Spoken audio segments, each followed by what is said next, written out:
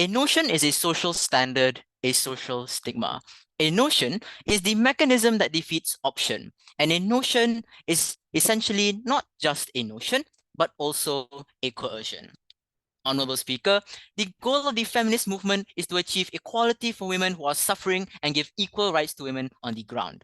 This goal is harmed when privileged women who are out of touch with the lived experience of the vast amount of people who are affected by sexist forces in society co-opt the feminist narrative to their own personal and commercial goals and imbue masses of young, impressionable women with an incorrect, in-researched, and actively harmful view of feminism. How does commercialization look like? Four things here. Firstly, this is an appealing message that's not too politically charged, and it's vague as hell. Why is that so? Because companies are oftentimes very profit incentivized. The issue with a vague message is that not many individuals then will understand truly what it then means to be a feminist. And oftentimes it would then mean that a lot of individuals who have more influence are able to change the way in which and determine the way in which people then view feminism. Second thing here, note that a lot of the times this avoids issues that are needed to be talked about, like the pay gap or the glass ceiling. Then this means that it becomes a guise for individuals, for the companies to make sure that individuals do not recognize the issues that are occurring within their company, within their corporations, and are able to seem progressive while not actually being so.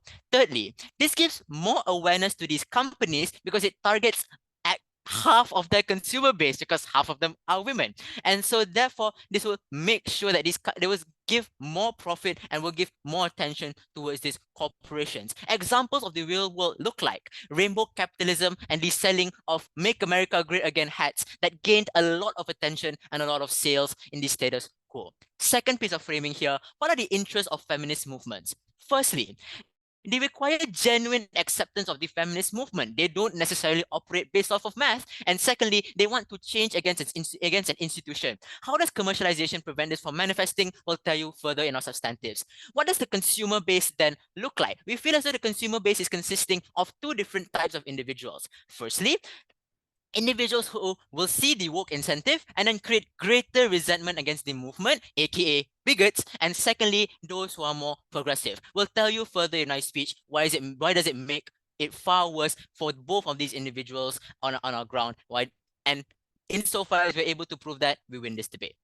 Two pieces of substantives that I want to bring forward within this debate. Firstly, how does commercialization not become the platform to promote, but instead becomes what detriments the movement? Secondly, on a comparative, why is it that we are able to achieve it better under our world? But before I move on, engagement. 3, 2, 1. I guess there's none. Firstly, how is it that commercialization makes like forwarding the movement way worse? Because it determines what it means to be a feminist because of three main reasons. The first is that there's the usage of individuals like celebrities, like idols, that determine and show what it means to be a feminist. Oftentimes, to make it way easier, they just pop on a woman, sexualize her even worse, and then make it and just say that that's what feminism essentially means. We feel as though even if opposition will say that's a less likely chance for them to occur, I don't know why they think that less likelier of a chance for that to occur is a justification to continue doing it, but we feel as though that niggling doubt that we have is something that's harmful. Secondly, there's a massive difference between the actual views of feminism, because feminism is a very nuanced topic. Some believe that sexualization is a good thing, but some don't. And therefore, this prevents the intersectionality of movements. We take examples of individuals like the ideology that is harmed because of corporation and profit incentive. Note the way in which Taylor Swift has actively harmed the rhetoric of intersectional feminism.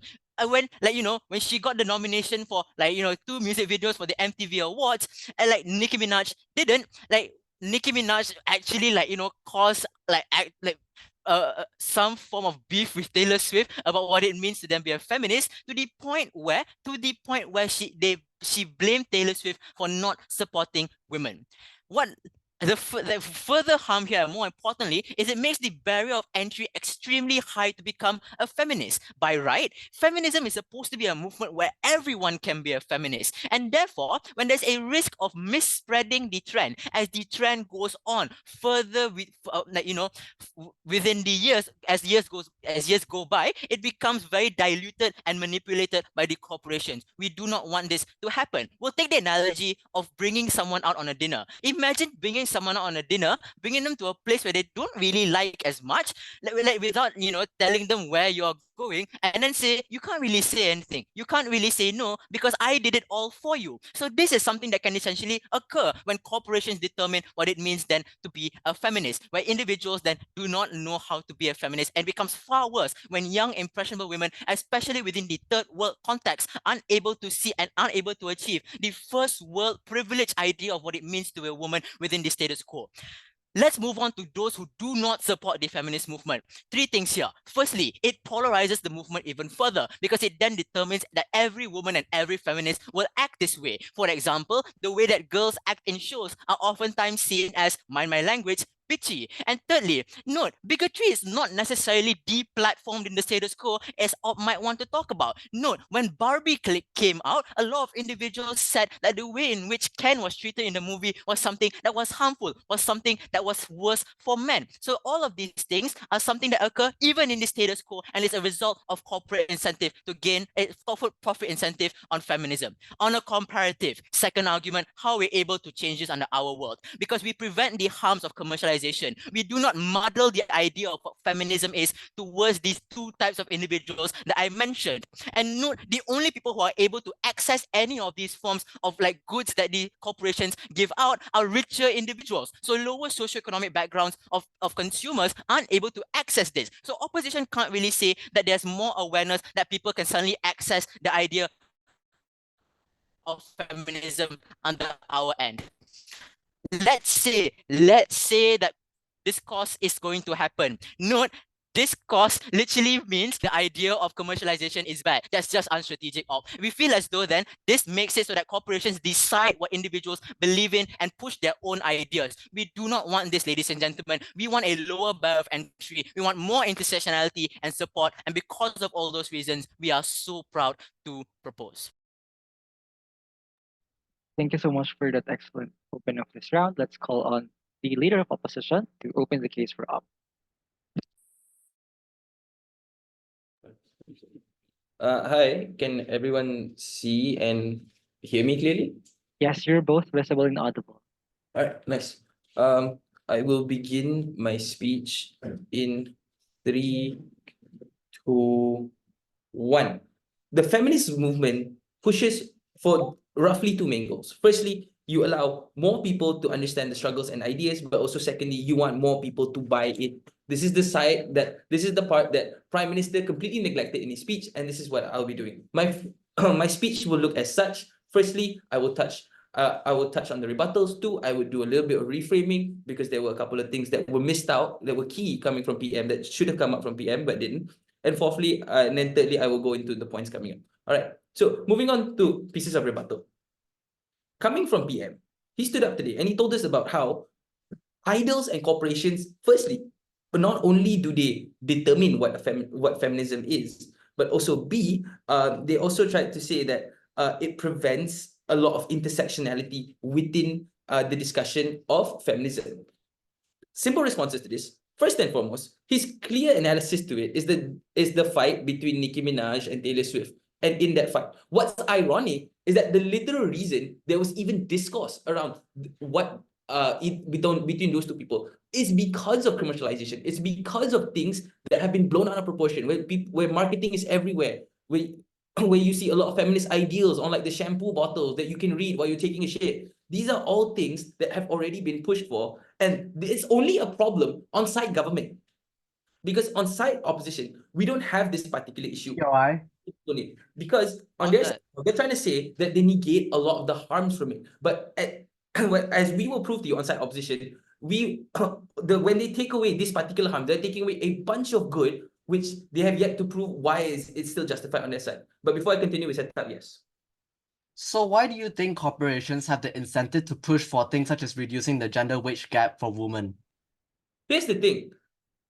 We all know that corporations wouldn't care for that, but that doesn't matter. What matters now is what the feminist movement would want and what they can gain from them. It's a mutual exchange, which moves me in to my next question. Or what are the real incentives of people? Because when we talk about corporations, Pantene and all, and celebs and all, what do they want? They want two things. Firstly, they want they want brand recognition, obviously, because they want to reflect their ideals on what they believe in, which is why they promote these things, which is why they align themselves with these kind of things.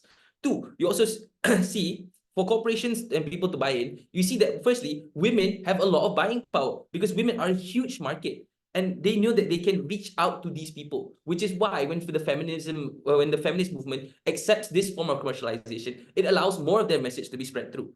Two, when we talk about women, we want women women want people to firstly hear their problems, but also to be able to do some form of change, be it like as small as like attending a protest or like as huge as going to parliament and like lobbying for change. In this particular context, what is exclusive now on our side is that because side opposition wanted to tell you that there'll be a barrier of entry and poor people couldn't enter. The response to this looks like corporations would put out a lot of products, not just Pantene and Dior and whatever. No, you can even see things on like the cheapest shampoos or like, whatever cooking product you might have. These are companies, yes, but they have the ability to align with these things. So these allow more individuals to look into it. When we talk about issues, for example, like of the message being diluted, on our side of the house, we say it's fine, dilute the message. You know why? Because if you don't dilute this message, you don't get as many people to get in and you don't get as many people to opt in, which is what the feminism movement wants from this. They don't want just the mere promotion. They want more people to join their cause. They want more voices to come out. And that is only happening on side opposition. All right, moving on to my arguments. Of the first argument coming from side opposition, which is what increased visibility. 3 prongs to this. Firstly, there's an obvious buy-in from people, especially women, because women have a lot of the voices that aren't heard. They have a lot of issues that they go through. They have a lot of problems, that female-specific problems, which a lot of lawmakers don't go through because a lot of lawmakers are majority male.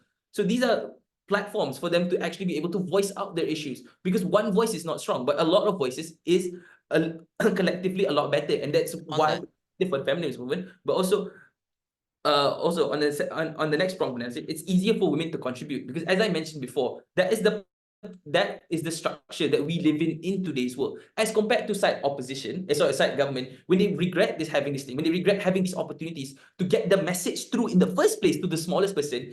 That stunts the feminist movement as a whole.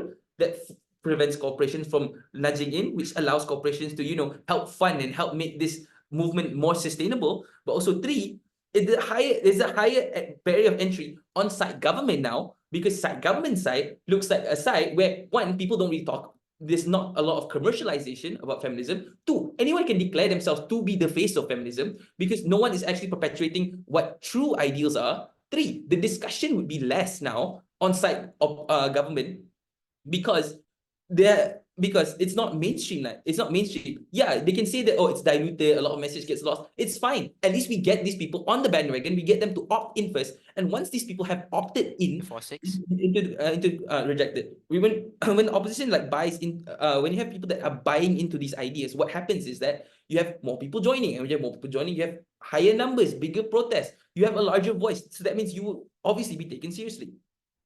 Now, the impacts of this look like, as I stated before, having people having their voices out, having their ideas being more accessible to people. You have things like corporations. More corporations are more likely to buy in now because of the fact that, they're able to express their own ideas and their own beliefs, but also 2, it's a lot of visibility for them. So even if side government was to come up and say that corporations are doing it for money, so what? Let them do it for money. We'll do it for the feminist movement. Because at the end of the day, the most important thing that we are getting out of these corporations is 2 things: exposure and funding. And these things exclusively happen in a wide range that's more accessible to a lot more people, only on side government.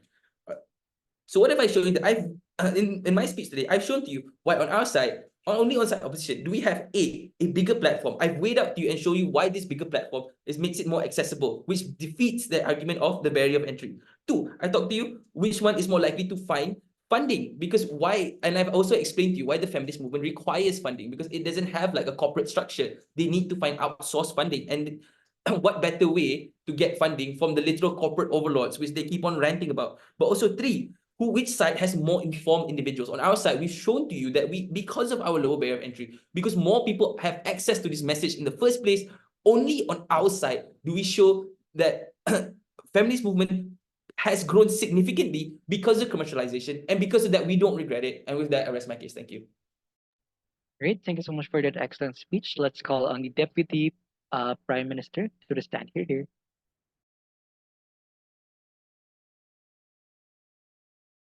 Yo. Hi. Yeah, before I start, I'd like to say that I prefer verbal PI, so yeah. Starting in starting in 3, 2, 1. Purple capitalism has always been a form of virtual signaling by corporations to make everyone co-op into buying their products. I think it was just being virtual signaling. It actually doesn't mean anything for the progress of feminism. Ultimately, capitalism is not what liberate women from the problems of today, but rather it's the one that continually oppress women from throughout society. But before I'm going to go into further extensions on the Gulf case, I'm going to go into several layers of response towards what the LR has told you about. But I think one of the problem is that basically one of the things that they told you is basically that for some reason the feminist movement want to have more like recognition. I think this is untrue for two structural reasons. I think the first reason is that feminism is already something that everybody has some sort of awareness about. So it's not true for basically I to come out and say, oh, if we commercialize feminism, it means that more people can get the message. That's not true. Feminism is already so prevalent in society that everybody at least know what the core tenet of feminism too is. But secondly, I think the other structural reason why this is untrue is where corporations have less incentive to push for things such as like for like feminist movement, some of the goals of feminist movement, such as reducing the gender wage gap, because it goes against the interest of things such as like profit incentive. Because if you have to reduce the gender wage gap, it means you'll cut down on your profit. So I don't think corporations have an incentive to do that. I think this was not really responded through my POI by the LO, because I think that this is a problem of corporations using feminism to basically virtual signal. The problem is that they intentionally use this to guide away from the composition that these corporations are actually the ones that are oppressing women through things such as the pink tax, where they intentionally charge things that are way higher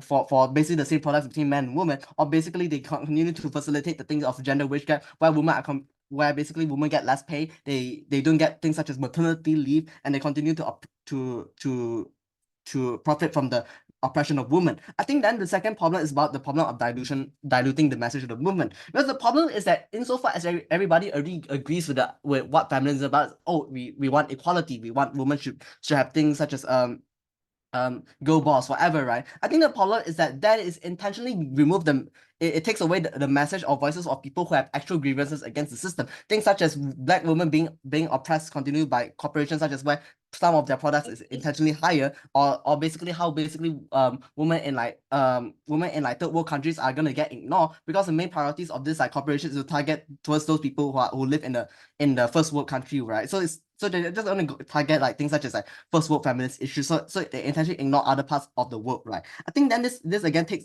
this means that the only way for people to actually push their message is actually people with money. So that's why white feminism is basically what the commercialization of feminism is about. It's basically you only push the narratives of white feminism while you intentionally ignore feminism from other forms of society, such as Black women or women of color in general, right? I think that it creates a perversion in which white feminism is being actively diluted, and they can't get any means of social capital for people to actually buy in, to actually push for the next stage of feminism that actually allows for more equality between women. But before that, is there any point?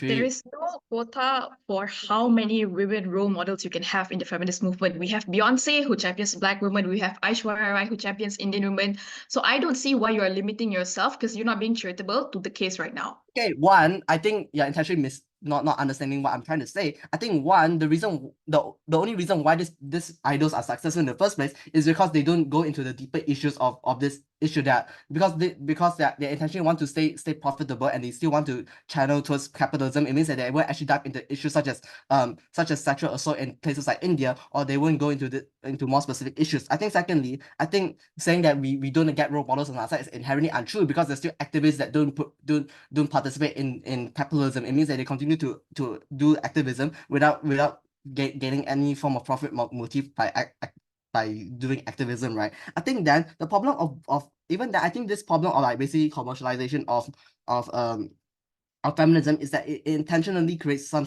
level of woke washing. I think this is going to be even more harmful for the feminist movement, insofar as also creates some sort of conservative backlash through the idea of corporations purple washing. Because insofar as now these conservatives see that these feminists are basically, oh, they're taking over our media, they're taking over our things that we use, I think it's going to create further backlash that intentionally dilutes the message, because now basically feminism is basically, oh, this thing should for women, etc. Right? I think secondly, it creates backlash through basically people being angry at you for like literally turning everything into feminism. I think that's inherently not what feminism is about. It's about targeting the precise issues that are affecting women in the workplace, for example, right? I think then this goes into my extension on corporate censorship, right? Because I think again, PM already told you why corporations are not going to engage in uncomfortable or controversial issues regarding things such as the gender wage gap as an example. Because one, their incentive is to gain as much money as possible, which means they want to appeal their products to as many people as possible. So the idea of feminism is going to be like things such as, oh, yay, woman is equal to man, but it doesn't go into the issue of why women in society is inherently unequal to men. Because things such as the gender wage gap, things such as how women are consistently viewed as not fit for leadership positions or something like that. I think either then they still profit off feminism and doesn't actually give back to what feminism is fundamentally about, which is uplifting women. I have never that because the thing about because corporations is still gonna do things such as the pink tax, where they still charge higher prices for female hygiene products, for example, right? I think additionally, this goes in the second layer of how basically it used to intentionally shield themselves from issues between like the company's own operations. This is like how basically people are looking away from corporations that intentionally have discriminatory policies against women, such as how they don't offer maternity women who recently gave birth. I think the problem of why this is more likely on the side of opposition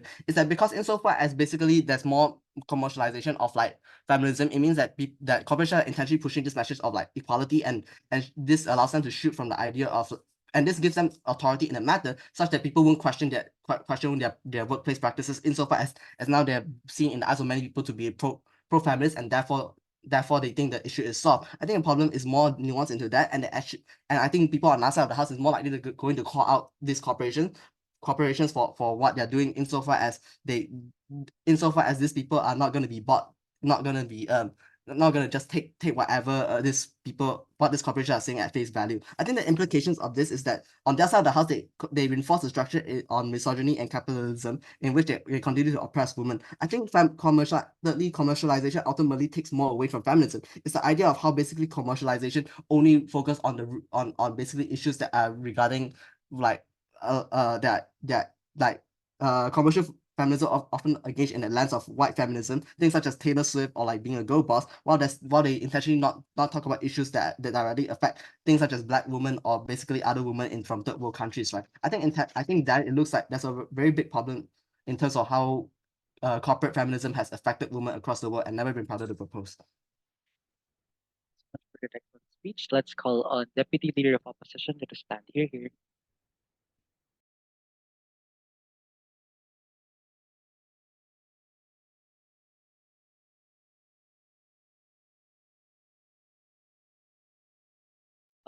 Is the DLO here?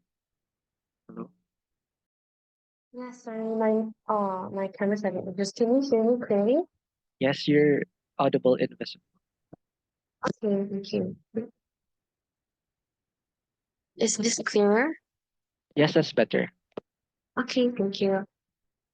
Okay, I'll be starting my speech in minutes.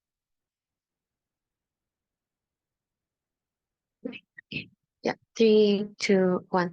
Panel. Now, today, before I start my speech, I would like to present some rebuttals. Now, first, our lovely DPM and PM did mention on how capitalism works and how that currently the feminist movement is an awareness that they would like to help and treat the the gender pay gap, as well as like women not getting any maternity leave and yada yada. I would just like to highlight that currently the feminist movement is a movement that would like to bring issues which women are currently facing and make people aware.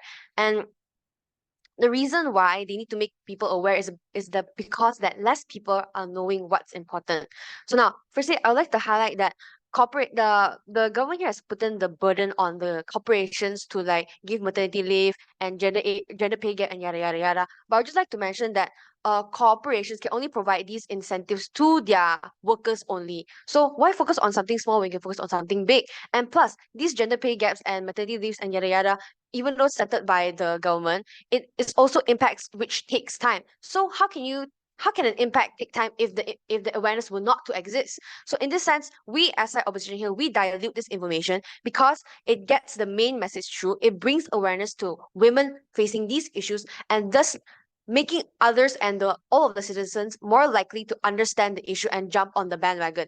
This will then actually give On that, a ma'am. chance. Sorry? POI. Yeah, accepted. How are you likely to get people to be more aware about what happens within your corporation when the corporation itself sells products in the name of feminism, when individuals are like, hey, they're already selling stuff that are feminist, what? So why should we care about what happens within their corporation?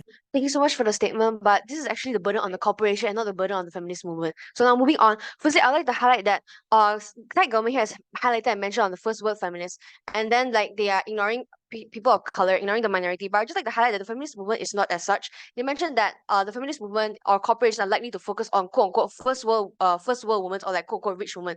But I'd just like to highlight that why would corporations would only limit themselves to only the first world people or first world women? Corporations any money is also money. Corporations or big corporations will not only limit themselves to the people on the rich, but they will also focus on minorities or first world or second world countries. Thus, corporations are more likely to adopt this because women, as mentioned by my LO, have the main buying power. So now, also highlighted by the DPM, they're mentioning that quote unquote it's more accessible to the rich. But what is access? Access is actually information. So information is quote unquote free for all. So information such as advertisements or information can be produced or like given to third world countries through like advertisements and social media and so and so and so. So this actually lowers down the entry point for us on site opposition. Now, moving on to my first point, I would like to mention that we would like to empower women through consumer choices. Now, companies who are actually pro-women actually provide a platform where women partake in the feminist movement by using their purchasing power. They're able to use this movement or use this power to contribute to social causes based on their own values, aligning with the feminist movement. So these contributions to the feminist communities through donations, and the companies can give through donations that people do to initiatives through their product. So such as the company giving a certain amount of percentage to the movements and so and so. So now, why is this important? I'll answer you, panel. Because other competitors will be likely to encourage to participate in the movement as well, because they understand that women already mentioned by my LO, women care about companies caring for their emotions, caring about their needs, caring about their issues. So now all of the world are likely to support these companies, and competitors would jump on the bandwagon and they'll be encouraged to participate in the movement because they also want money. Companies are here to earn money. Corporations are to earn money. So they're likely to appeal to the community who is likely to go towards the feminist movement ideals. So now, how is this important? So when bigger corporations also jump on this bandwagon, they have a greater reach to reach out to the countries or second or third world countries or communities that do not actually have these messages accessible to them. So this makes our entry point even lower, because by making feminist messages through like advertisements or such, Yeah. or like social media through various platforms such as advertising, media, and retail, we actually raise awareness about gender equality and promoting social change. I'll explain a PI later. So now, in a world where this happens, companies are actually empowered, and celebrities will be also encouraged to talk more on the feminist movement, as they're aware that consumers are more likely to support those movements. Now, I'd like to highlight that celebrities here are also companies or corporates that have their own advertising firms. They also have their own public image to actually maintain. So in this case, they are definitely likely to support the feminist movement because they understand that the main mass consumers are likely to even go and support the people who support the feminist movement. So why would they not? They definitely will. Thus, it is aware that corporations and celebrities are highly aware that consumers are definitely likely to support these movements. Thus, they were likely to go because that is their incentive, and the consumers will definitely use their buying power to support them. Thus, companies and celebrities will put more focus and provide more exposure to the feminist movement, which actually benefits the feminist movement, as the feminist movement will give incentives through these celebrities and companies, and it also allows the everyday woman to definitely go and support these companies, which provides funding back to the feminist movement. Well, on the government side, corporations now and celebrities do not promote these values because it is not talked about, and the only communities and countries that will receive or talk about these values are so-called the first world countries, because these are the people who are likely to talk about these issues. And then in governments world, the women and in the second or third world countries are less likely to even get to know the feminist movement, and then they might rely on the government to relay this issue, which even has a bigger toll on them to address the so-called gender pay gap and also maternity leaves. Now, I would like to highlight that we will, on our end, promoting corporate social responsibility is also important, because when we have companies investing in these values, the companies will reflect the values and they will want to maintain a good corporate image. So the feminist movement will need funds to operate. Thus, though, as we have this financial sustainability, the monies that the companies gain will actually give back to the feminist movement. This is done through donations, collaborations, and so on, so with celebrities or companies. So they can actually encourage businesses to adapt to more inclusive and equitable policies which promote positive social change and fostering an environment that values and supports women's rights. So the impact here is that these companies with a big marketing department, they provide larger optics for said message, because,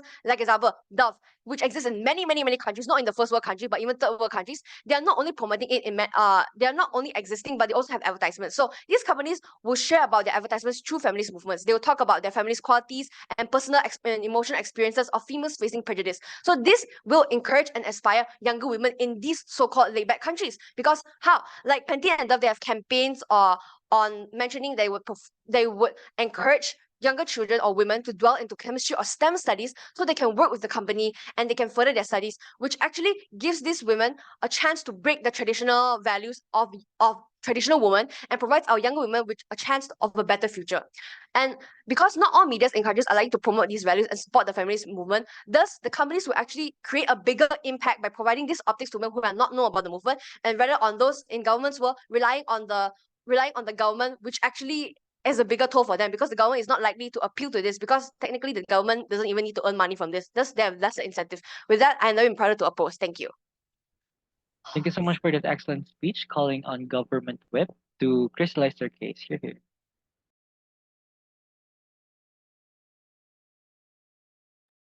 Just confirming I'm audible and visible. Yes, you're both visible and audible. Okay, both visible and audible.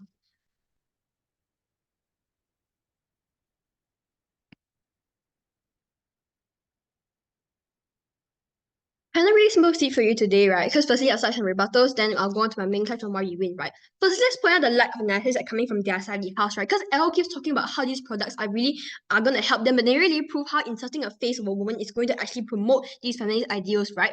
But secondly, they also talks about how feminist woman doesn't care if you opt in or not, or if you don't get their main message, right? But let's say you are sexist, right? The feminist movement will literally reject you. They're not that desperate to the point where they will want you to join the community just because they want more people in the movement, right? It also talks about, then he continues about how he wants like non-supporters to go on the bandwagon of like the feminist movement and then just change after that, right? But guys, no, if my rapist hasn't changed and is still misogynistic, the feminist movement wouldn't want him at all. Plus, on top of that, if you don't accept these people, if you do accept these people, like what they say on the outside of the house, the feminists in the feminist movement probably hate you and just leave, which only hurts at the end of the day because they want more people to join them, it seems. But secondly, you talk about how on the outside of the house they allow these people to voice out their issues. Firstly, they provide no analysis on this. But secondly, they also never clarify the importance of commercialization after two whole speeches, right? Or on already seen methods on campaigning in status quo, like for example, social media protesting. Their claim is that commercialization grows the feminist movement, but also ignores that we make our own alternatives stronger, as we've already mentioned since first, right? But note that they also talked about how like third world countries and use of social media and how they will help with like spreading awareness, right? But note that on both sides of the house, we also have people spreading awareness online. This debate is about commercialization. Her benefits are non-mutually exclusive. Moving on to our clashes, 3 less under this, right? Hope feels the incentive of the feminist movement is the best. As long as you're able to prove this, we'll win this debate. But we've already told you since the start that the incentive of the feminist movement is to promote gender equality. They want similar opportunities for women. They want women to be more confident about themselves. They want themselves to feel good, be less insecure about insecurities, for example. Understand that a lot of these companies are profit incentivized in status quo. This means that sure, you can make 10 ads promoting feminism, but in the end of the day, the main incentive is still going to be able to sell off their products to the public. Why use commercialization to sell then, right? Because feminism is one of the most widely accepted movements in the world already, especially in developing nations. Especially in developed nations. Hence, if a company is able to step out and say, yes, we support women, then all those activists, all the feminists will come out and support you, and your sales will go up immediately. This can also be done to avoid cancel culture, who knows, right? But Elo also concedes to this because he said that, it's really literally just blown out of proportion, that companies want brand recognition, that feminists are a large market, etc. But no, there's still some people who don't support the feminist movement. Therefore, like what Yujie told you, a lot of these companies are likely to do is going to wash down and going to promote a very vague meaning of what feminism actually is. But why then is commercialization so bad then? This is going to tear down their whole case. 3 things under this. Firstly, when you wash down, you're inherently spreading a vague or a false misconception of what feminism actually means. This means even when we take them at their best and assume, yes, there can be some form of small promotion from their side of the house. We tell that firstly, just for promotion this form of promotion, the degree of change that it's supposed that it can provide you is very insignificant because of how vague these commercials have to be. Therefore, it probably wouldn't be something like significant to today's world anyways. But secondly, we flip this and we tell this is bad because it takes away a lot of the attention of the public towards these new and updated and pressing like issues, right? The more precise and more specific struggles of feminists that women are facing now in 2024. Thirdly, this replies directly to L.O.'s mention on how letting the message be diluted is fine because we tell it's totally false. But then Yale also talks about type of awareness, right? They seem like their side of the house is a word, but awareness is literally just feminism existing, and that is good. But this doesn't mean creating awareness that actually generates social change in today's world. Understand that we are now in the stage 4 of like the fourth wave of like feminism, right? This looks like focus on intersectionality, right? This means these are going to be ignored in the world of opposition for two reasons. Like, firstly, literally corporations are owned predominantly by white people, hence they're unlikely to experience the issues of minorities. But secondly, also why is there an incentive push for minorities regarding feminism? This doesn't mean the return of corporations in low comparison to the ideas of selling a vague idea of feminism such as girl boss, etc. Right? But secondly, note the importance of this in two different modes of feminism, right? In Gulf's world is where people actually resonate with the core issues. They are aware of it because activists are the ones who give a voice to voice out things and problems for women of color, etc. But opposite side of the house is a where feminism is intersectionally diluted to the message that everybody agrees, but never actually takes a next step to actually break out the hierarchy and actually make a change, right? We told you how cooperative incentives are never actually going to agree with the message and they just use it as a tool, right? Hence, awareness regarding specific issues don't actually exist insofar as the promotion of it is only through people who have commercial incentives to and not actually push for it, right? Understand that activism regarding specific issues don't exist in their side of the house insofar as the promotion is only through specific. Understand that activity is like on our side of the house is not affected by capitalism, meaning that there's no like perverse incentive to make corporations or people choose the message they want to imply. But secondly, companies can easily use this message as a shield on their side of the house and they'll have like no accountability. What do we mean like this, right? We mean that corporations use it to gloss over workplace abuses after they have been like made these corporations. This means like, for example, it'll be a lot more difficult for these disadvantaged women to fight back because not only do you have to face all these accusations against like your sexist spot that pushes against you, that's trying to cover up all the attempts of you voicing out, but now you have to fight back against this group of feminists and activists who do believe that this company is part of the movement because they've already bought in to so many years of commercialization, right? This means that all the gas scenes where women cannot rise up because of their sexist CEOs or oppression against minority women in the workplace will still exist. Therefore, we tell this is detrimental as it largely protects them from any sort of accountability to the companies for all their immoral acts, right? But let's look at their best case scenario and bite the bullet. This woman does have the power to voice out for herself. Okay, she can fight back for her boss. She has the friends that support her and believe her. But the difference that we provide here is so much. The difference we provide here is that it's so much more easier for her to just get justice on outside the house because on the outside the house you have to deal with all these feminists who don't know who to believe. The company who has done so much for the feminist movement for the last 10 years or the woman who just sparked out of nowhere. On outside the house, because commercialization doesn't even exist in the first place, all these feminists from the feminist movement are more fully support her, showing less signs of doubt, etc. Right? But thirdly, the barrier of entry to give your voice as a minority, right? Not all of this commercialization, these idols, these ads, you tend to see like glorification of feminists, right? This looks like I have to act a certain way or do a certain action to be considered as a feminist. But I tell when this happens on the opposition side of the house, it's precisely what the feminist movement is against. Because the whole point of being a feminist movement is that you want the barrier of entry to be a feminist really like accessible to women. Because all you have to do is just follow their rules of respect and support women, right? Therefore, the opposition makes this form of advertisements, show these actions of idols carrying out these events. You sculpt an image of being a feminist is to be just a crazy figure, right? Meaning that the barrier of entry is a lot higher on their side of the house compared to us, where if we continue with like, you know what, if you want to be a feminist, just follow their values, be respectful, don't discriminate against women, and if you want to share about house, we are welcome to do so, right? This is evident then that outside the house, the barrier of entry is a lot more lower, meaning that we get more supported and we're able to get a larger form of change and faster for our women on outside the house. But let's take ourselves at the worst, right? Maybe less people know about feminist movement, but we tell that's totally okay insofar as firstly we're not diluting the message and we can actually have some form of change. But secondly, women who are affected can be supported and people believe in them more easily, and it's easier for them to voice out compared to the outside the house where they just harm the feminist movement as a whole by commercializing. They're being proud to propose. Thank you so much for that excellent speech. Let's call on opposition whip to crystallize their case. Here.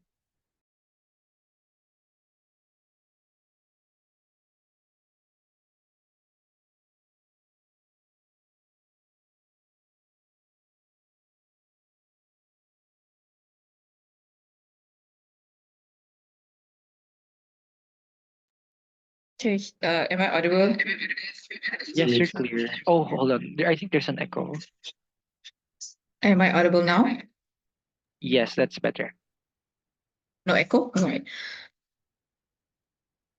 Panel, we live in an economics of visibility. And inside opposition, we fully understand this and we understand this the best and we're going to utilize it to meet the goals of the feminist movement. Before I move to my rebuttals, I'm going to address a minor issue wherein SciGov's entire case hinges upon their understanding that feminism is already so prevalent and most people already understand the core tenets. Two responses. One, a lot of women in the world, millions of them, still live in really culturally taboo situations. They are stuck in a lot of abusive marriages. They are stuck working in sweatshops, being exploited, and all those things. If you ask them, hey, what are the 4 feminist movements in the West? They won't know it. But let's take side government's approach, right? Let's assume that all women already know what feminism is. Still, even if a lot of people already know, a lot of companies and policy makers still haven't, are not pressured enough to create structural change, right? So two responses. A lot of women are not feminists, but even if they are, it's not enough because policymakers and companies are not creating structural change. Okay, now moving on to my rebuttals. First clash, which is on commercialization. They claim that it only brings harms. We claim it brings a lot of benefit. Simple response. What exactly do we want when we commercialize it? When commercialization mobilizes feminist discourses and images via branding strategies. No, thank you. Sure, we don't guarantee foreclosure or we don't guarantee that it can completely erase the possibility for collective struggles against structural inequality. But what does it do? It brings attention to pressing structural gender equality problems. For example, Nike ads, when Nike started positioning women athletes in Muslim countries as the forefront of their branding, what does it do? 2 things that it did. 1, empower Muslim women through more consumer choices for athletic clothes. Second thing it did was it challenged traditional views that women cannot amount to that, right? In athleticism and in sports. So what was the impact of this in real world?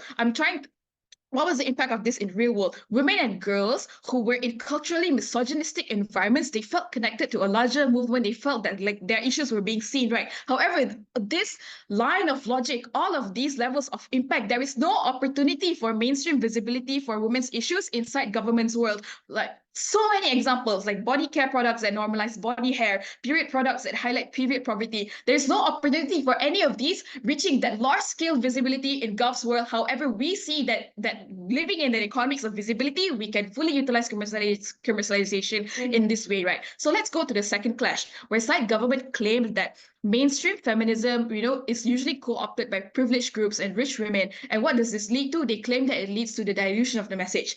2 responses. First, they claim that one person or one issue is going to overshadow another.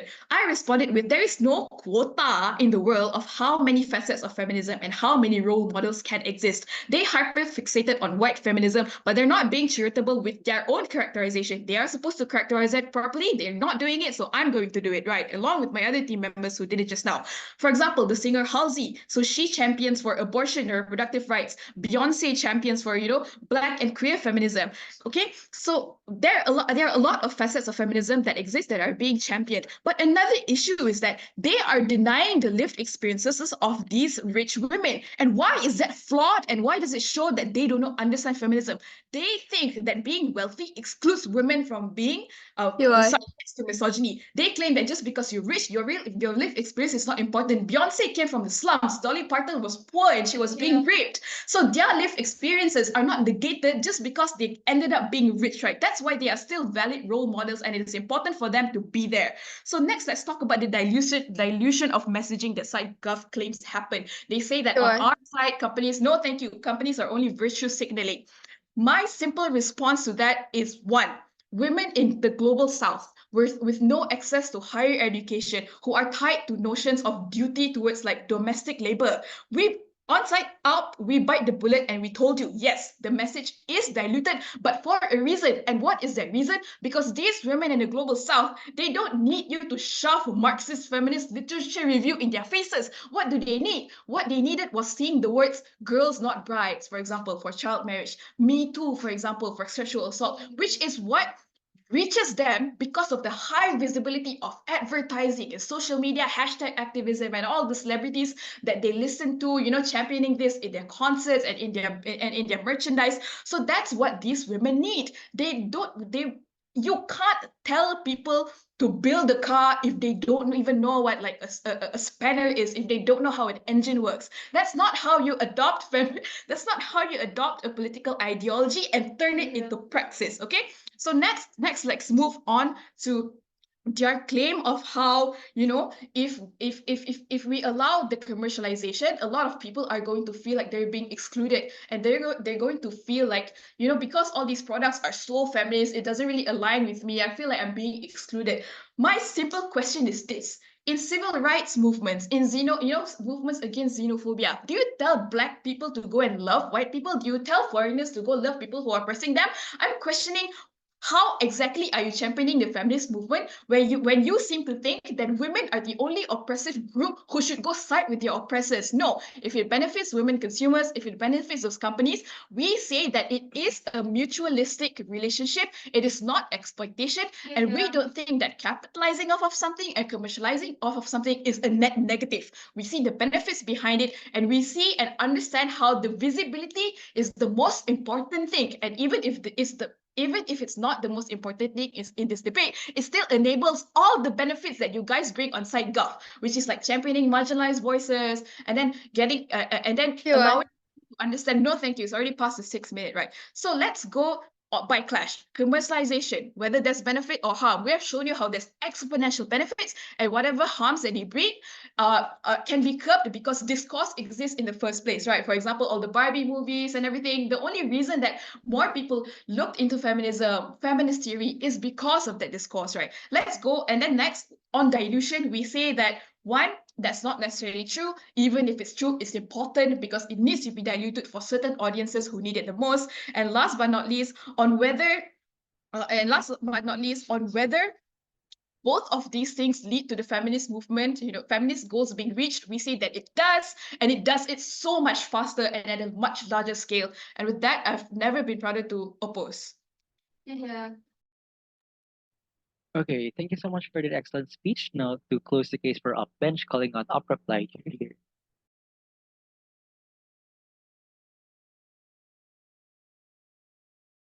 Hi, I'd like to confirm if I'm audible and visible. You're audible, but we cannot see you. My camera is not showing it. Is it showing now? Yes, it's showing up. All right, okay. Okay. My speech begins in 3, 2, 1. Ladies and gentlemen, let's take a look at what has happened throughout the entire debate, and let's see which side actually benefits the people on the ground and the people that we care about in today's debate.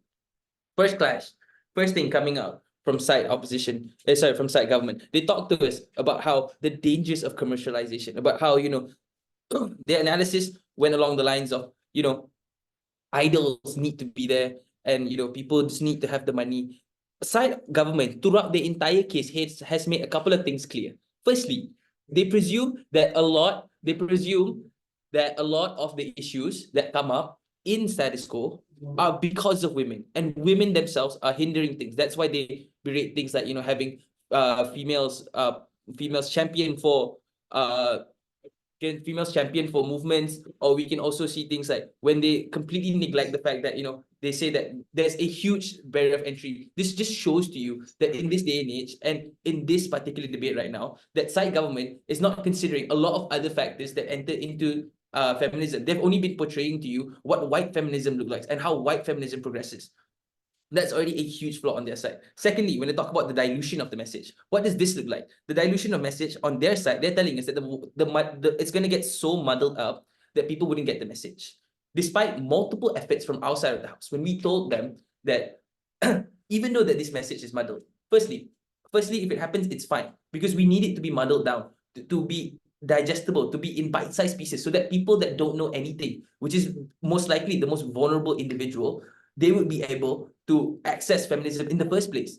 As compared to on their side of the house, they basically never showed us how exactly do people A, buy into the feminist movement, also B, how exactly it helps push forward the feminist movement. They've been running a pretty negative case so far.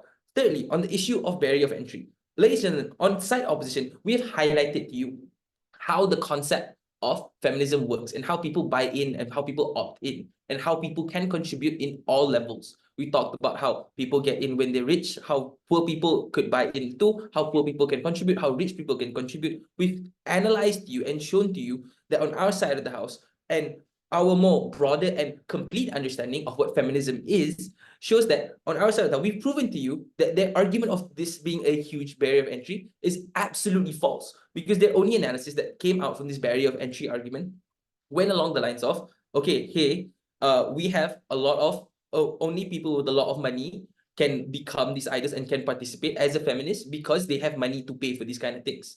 Ladies and gentlemen, I think they're missing the very huge point of what this movement does and how this movement usually operates in terms of, going for protests or having for people, going out and like have like mass campaigns over like social media, hashtag this, hashtag that. These are all vital things which can be done by spending literally no money. So I don't see at all how side government's case stands at the end of the day. But what has side opposition brought to you today? One, we've shown to you increased visibility. When we talk about increased visibility, we've shown to you how we managed to leverage these corporations and these idols in order to push feminist goals, because it is in the best it is in the best case for them. Two, we've shown to you how these women are further empowered by consumerism, by catering to the most vulnerable individual, which would most likely be women from the global south who is still living in very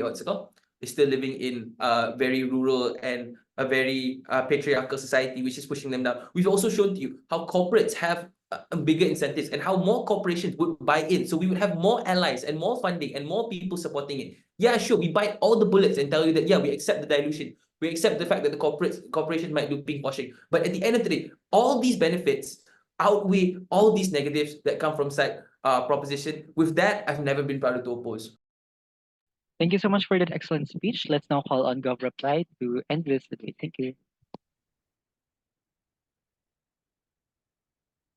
Opposition lost for two main reasons. One, their entire premise falls upon when you think about why corporations actually forward the message of feminism in the first place, because they know that they then can profit off the idea of feminism because more people actually see that, oh, they're a good company and they'll actually buy into it. The moment you realize that this is the case, their premise entirely falls, because note that the only reason why feminism was prominent in the first place is because of activists that actually fought instead of corporations literally saying that feminism is good. Because understand that these corporations know that the reason why they even push on this message in the first place is because they know that they won't get the substantial backlash that meant that they won't get any profit at all. Think about it. If the incentives of corporations is directly tied against the idea of what feminism is pushing for, then all their premise and all their benefit falls down, as why I posited in my second speech, right? I think then that's the first reason why they lost. I think secondly, they lost on the weak strategy alone in terms of how they characterize the feminist movement is and how they intend to increase visibility. Because note that feminism is not the idea of just saying, oh, feminism is good, is good.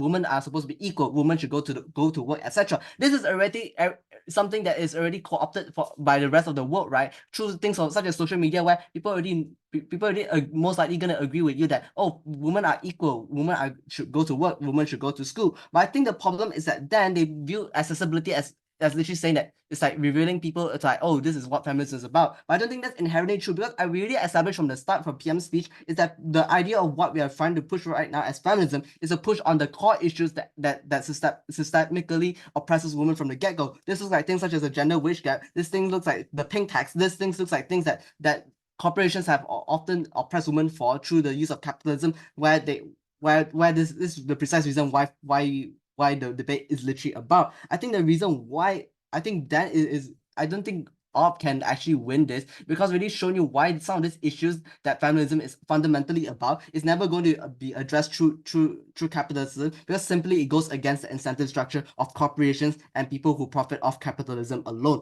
I think furthermore, they remove the nuance of the debate entirely, because what we're talking about is not that you want to tell people that feminism exists or like what are the core tenets of feminism, but fundamentally about the core issues that are often not talked about in society. Things such as intersectionality of how basically Black women are gonna receive much more discrimination than comparative onto white women, which already told you why corporate feminism is literally focused on the lens of white women, which inherently oppresses white women, black women as a whole, right? I think again, opposition loses up in terms of this nuance. I think then this goes into two main clashes in terms of what level activism is actually present on both sides of the house. Because what likely looks like on opposition is activism that is very shallow in terms of basically it generally supports this very vague conception of what feminism is about. It actually doesn't target what it actually doesn't actually go into deeper issues such as structural issues, because basically corporations are just gonna hide under this pro-feminist idea and basically just ignores like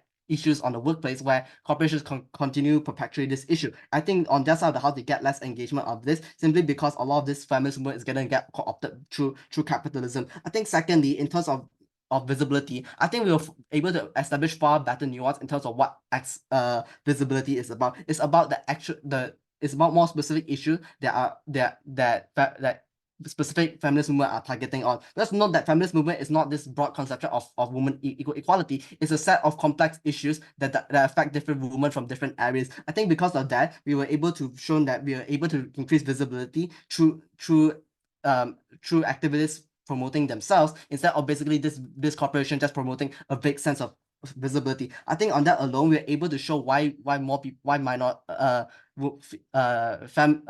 feminists are able to profit more of, are going to benefit more on their side, on our side, and why minority feminists is going to lose in the end, in where feminism is feminism is capitalized, and basically there's more harm on their side of the house. I think with that, I've shown you why capitalism is not what released the shackles of women, but rather was the one that placed shackles onto women itself. Never been proud to propose. Thank you so much for the excellent speech, and thank